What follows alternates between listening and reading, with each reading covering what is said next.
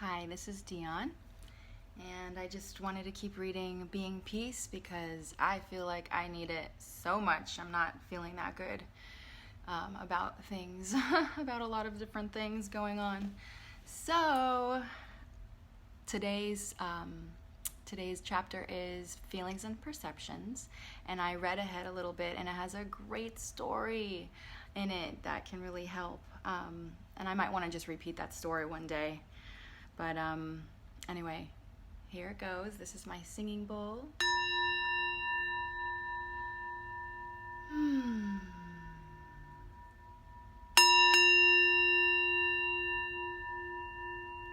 Whenever we ring a bell, sound the bell, I know he talks about it in this book, we're like opening up the space for meditation and for, we're just breaking up the sitting space and creating some new stuff.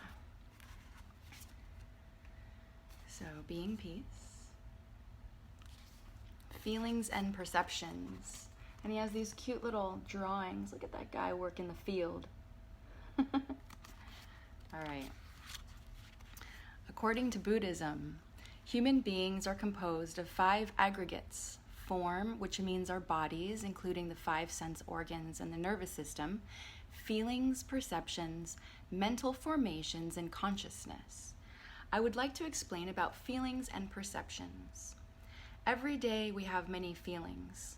Sometimes we are happy, sometimes we are sorrowful, sometimes angry, irritated, or afraid, and these feelings fill our mind and heart. One feeling lasts for a while, and then another comes, and another, as if there is a stream of feelings for us to deal with. Practicing meditation is to be aware of each feeling. The Abhidharma writings on Buddhist psychology say that feelings are of 3 kinds: pleasant, unpleasant, and neutral. When we step on a thorn, we have an unpleasant feeling. When someone says something nice to us, "You are very smart, you are very beautiful," we have a pleasant feeling. And there are neutral feelings, such as when you sit there and don't feel either pleasant or unpleasant. But I have read the Abhidharma and have practiced Buddhism. This is him talking, not me. And I find this analysis not correct. A so-called neutral feeling can become very pleasant. If you sit down very beautifully and practice breathing and smiling, you can be very happy. When you sit in this way, aware that you have a feeling of well-being, that you don't have a toothache, that your eyes are capable of seeing forms and colors, isn't it wonderful? For some people, working is unpleasant, and they suffer when they have to work. For other people, if they are forbidden from working, it is unpleasant. I do many kinds of work, and if you forbid me from binding books, from gardening, from writing poetry, from practicing walking meditation, from teaching children, I will be very unhappy. To me, work is pleasant. Pleasant or unpleasant depends on our way of looking. We call seeing a neutral feeling, yet someone who has lost her sight would give anything to be able to see. And if suddenly she could, she would consider it a miraculous gift. We who have eyes capable of seeing many forms and colors are often unhappy. If we want to practice, we can go out and look at leaves, flowers, children, and clouds, and be happy. Whether or not we are happy depends on our awareness. When you have a toothache, you think that not having a toothache will make you very happy. But when you don't have a toothache, often you are still not happy. If you practice awareness, you suddenly become very rich, very, very happy. Practicing Buddhism is a clever way to enjoy life. Happiness is available. Please help yourself to it. I love the way he writes. All of us have the capacity of transforming neutral feelings into pleasant feelings, very pleasant feelings that can last a long time. This is what we practice during sitting and walking meditation. If you are happy, all of us will profit from it. Society will profit from it. All living beings will profit from it. On the wooden board outside of the meditation hall in Zen monasteries, there is a 4-line inscription. The last line is, "Don't waste your life." Our lives are made of days and hours, and each hour is precious. Have we wasted our hours and days? Are we wasting our lives? These are important questions. Practicing Buddhism is to be alive in each moment. When we practice sitting or walking,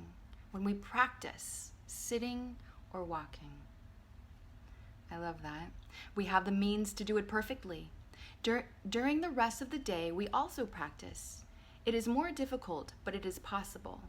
The sitting and the walking must be extended to the non-walking, non-sitting moments of our day.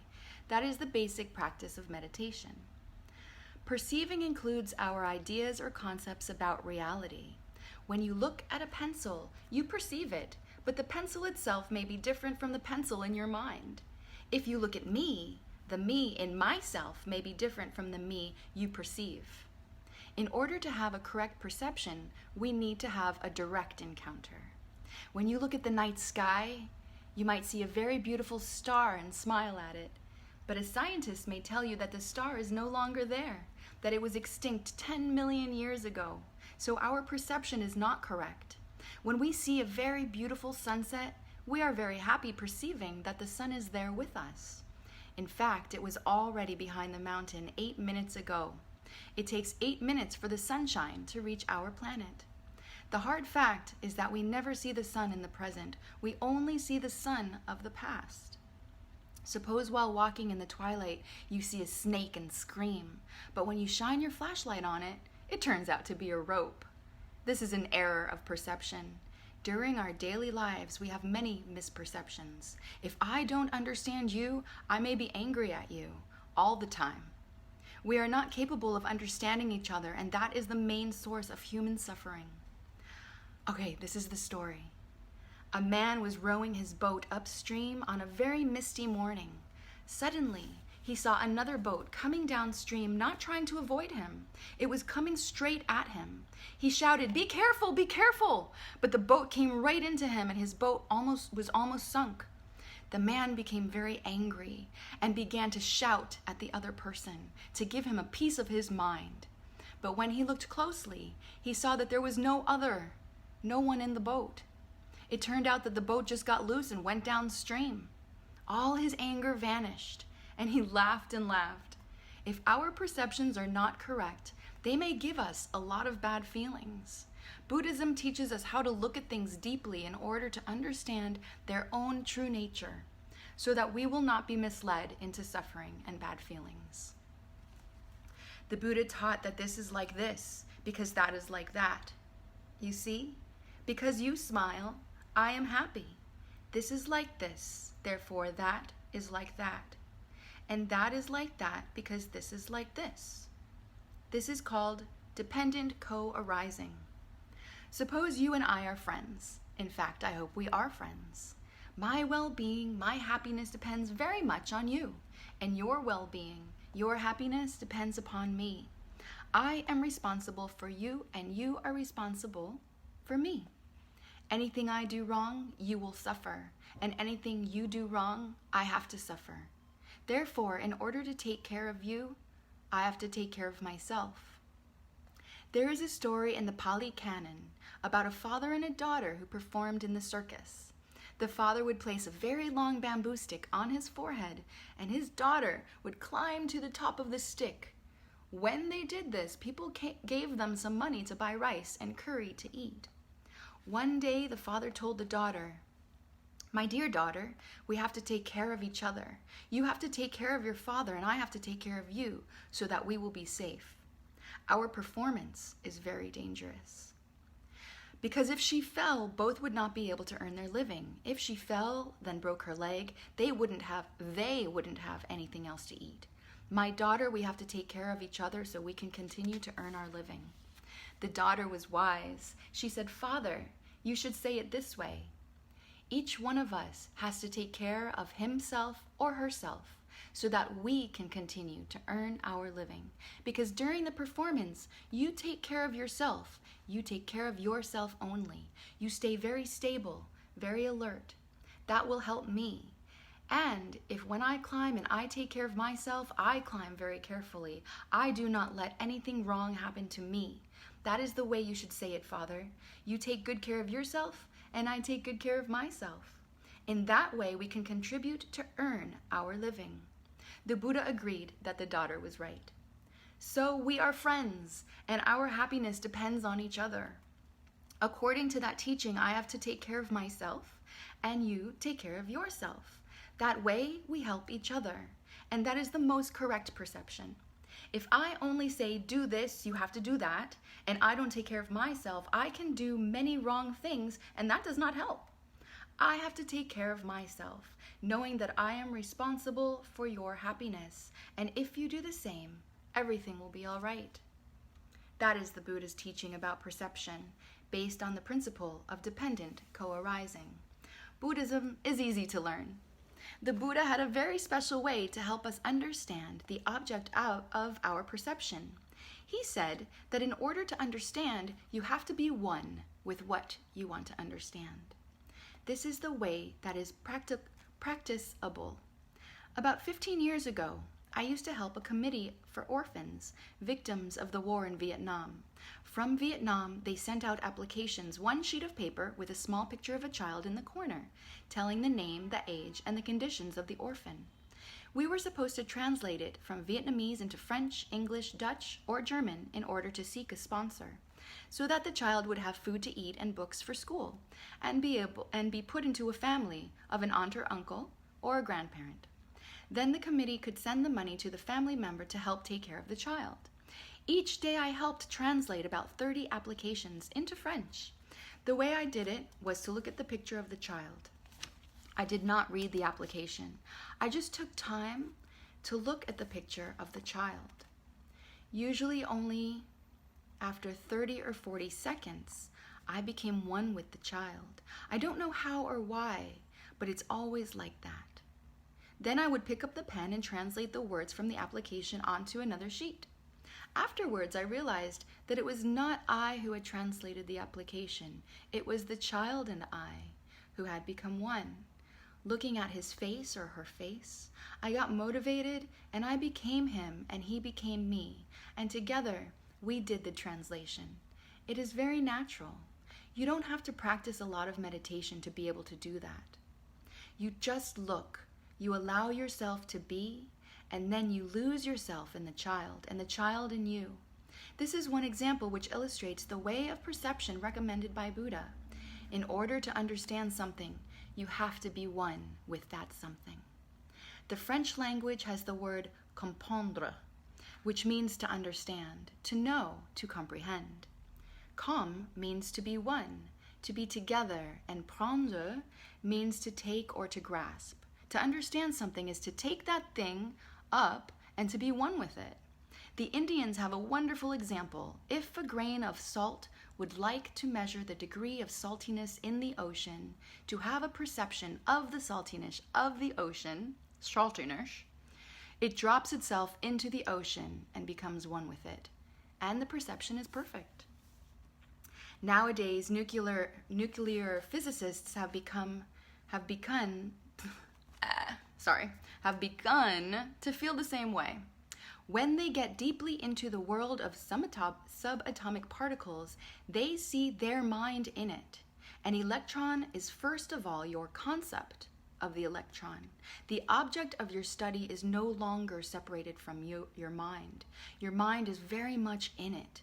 Modern physicists think that the word observer is no longer valid because an observer is distinct from the object he observes.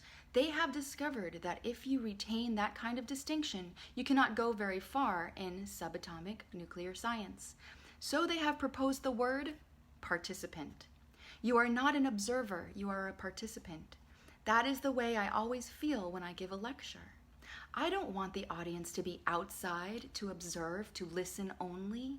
I want them to be one with me, to practice, to breathe.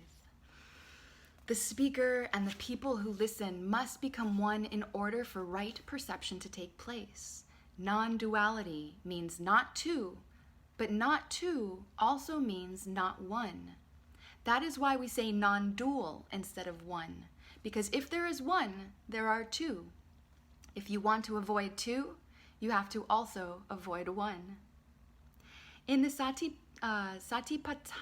Sutta, the basic manual on meditation from the time of the Buddha, it is recorded.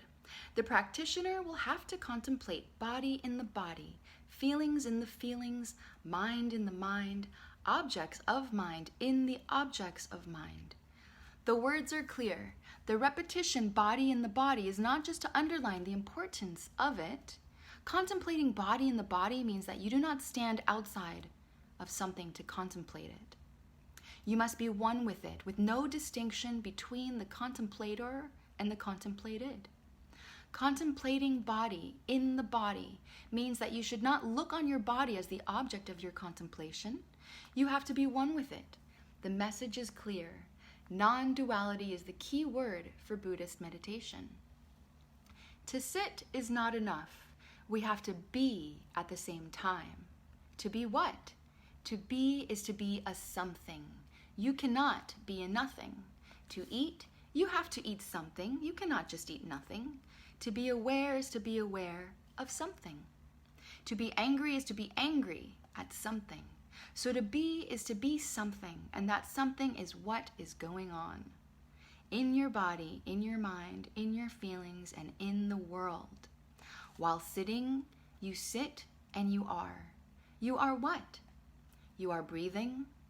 Not only the one who breathes, you are the breathing and the smiling. It is like a television set of 1 million channels. When you turn the breathing on, you are the breathing. When you turn the irritation on, you are the irritation. You are one with it. Irritation and breathing are not things outside of you. You contemplate them in them because you are one with them. If you have a feeling of anger, how would I meditate on that? How would I deal with it as a Buddhist or as an intelligent person? I would not look upon anger as something foreign to me that I have to fight, to have surgery in order to remove it. I know that anger is me, and I am anger. Non-duality, not two. I have to deal with my anger with care, with love, with tenderness, with nonviolence, because anger is me. I have to tend my anger as I would tend a younger brother or sister, with love, with care, because I myself am anger. I am in it. I am it. In Buddhism, we do not consider anger, hatred, greed as enemies we have to fight, to destroy, to annihilate. If we annihilate anger, we annihilate ourselves. Dealing with anger in that way would be like transforming yourself into a battlefield, tearing yourself into parts, one part taking the side of Buddha and one part taking the side of Mara. If you struggle in that way, you do violence to yourself. If you cannot be compassionate to yourself, you will not be able to be compassionate to others. When we get angry, we have to produce awareness. I am angry. Anger is in me. I am anger. That is the first thing to do. In the case of a minor irritation, the recognition of the presence of the irritation along with a smile and a few breaths will usually be enough to transform the irritation into something more positive, like forgiveness, understanding, and love. Irritation is a destructive energy. We cannot destroy the energy. We can only convert it into a more constructive energy. Forgiveness is a constructive energy. Understanding is a constructive energy. Suppose you are in the desert and you only have 1 glass of muddy water. You have to transform the muddy water into clear water to drink. You cannot just throw it away. So you let it settle for a while, and clear water will appear. In the same way, we have to convert anger into some kind of energy that is more constructive, because anger is you. Without anger, you have nothing left. That is the work of meditation. Earlier, I gave an example of a big brother who got angry at his sister at first, and then found out that she had a fever, and he understood and became concerned, and he tried to help her. So the destructive energy of anger, because of understanding, is transformed into the energy of love. Meditation on your anger is first of all to produce awareness of anger. I am the anger. And then to look deeply into the nature of anger. Anger is born from ignorance. and is a strong ally of ignorance. Perceptions are perceptions of our body, feelings, mind, nature, and society. We should have a good perception of the oak tree in order to see its Buddha nature, its function as a Dharma teacher. We have to perceive our political and economic systems correctly in order to see what is going wrong. Perception is very important for our well-being, for our peace. Perception should be free from emotions and ignorance, free from illusions. Wow. In Buddhism, knowledge is regarded as an obstacle to understanding, like a block of ice that obstructs water from flowing. It is said that if we take one thing to be the truth and cling to it, even if truth itself comes in person and knocks at our door, we won't open it. For things to reveal themselves to us, we need to be ready to abandon our views about them. The Buddha told a story about this. A young widower who loved his 5-year-old son very much. This is a sad story. I know this story. A young widower who loved his 5-year-old. I don't want to make it sad for you. It was sad to me. Okay. A young widower who loved his 5-year-old son very much was away on business, and bandits came, burned down his whole village, and took his son away. When the man returned, he saw the ruins and panicked. He took the charred corpse of an infant to be his own child, and he began to pull his hair and beat his chest, crying uncontrollably.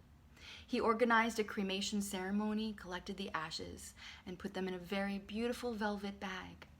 Working, sleeping, eating, he always carried the bag of ashes with him. One day, his real son escaped from the robbers and found his way home. He arrived at his father's new cottage at midnight and knocked at the door. You can imagine at that time, the young father was still carrying the bag of ashes and crying. He asked, "Who is there?" And the child answered, "It's me, Papa. Open the door, it's your son." In his agitated state of mind, the father thought that some mischievous boy was making fun of him, and he shouted at the child to go away, and he continued to cry. The boy knocked again and again, but the father refused to let him in. Some time passed, and finally the child left. From that time on, father and son never saw one another. After telling this story, the Buddha said, "Sometime, somewhere, you take something to be the truth. If you cling to it so much, when the truth comes in person and knocks at your door, you will not open it." Guarding knowledge is not a good way to understand. Understanding means to throw away your knowledge.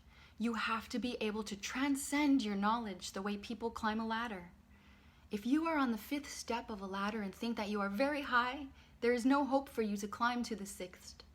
The technique is to release. The Buddhist way of understanding is always letting go of our views and knowledge in order to transcend. This is the most important teaching. That is why I use the image of water to talk about understanding. Knowledge is solid. It blocks the way of understanding.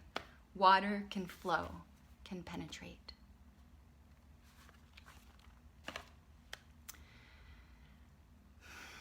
I'm going to go meditate on that. If you missed those stories, it might be worth it to watch them.